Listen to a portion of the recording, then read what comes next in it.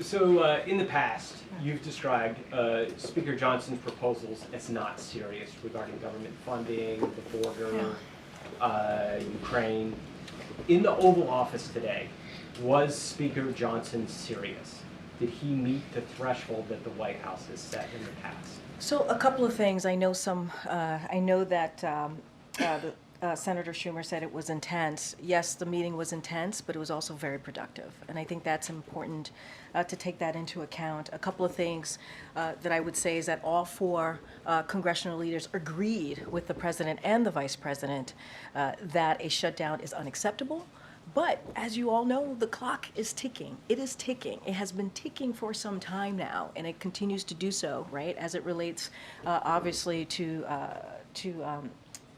potential shutdown, but also what we're seeing, right, with the National Security Supplemental. This is something that we put forth back in October. And as it relates to that, all four leaders also understood the gravity of the situation in Ukraine.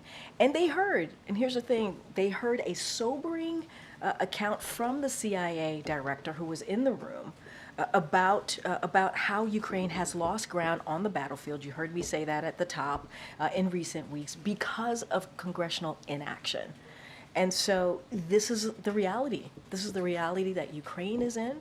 This is the reality that we're in when we talk about our national security, and this is the reality that Congress is in. They have not taken action, and so we are seeing what's happening currently in the battlefield in Ukraine. So as the president said, there are consequences, and the consequences are incredibly dire. Congress must take action. We have to support our national security, and that is what the president, that was the message that went into during that meeting, and that's how we saw the meeting play out. All four congressional leaders were in agreement on those two pieces that I just laid out here. It is incredibly important to move forward.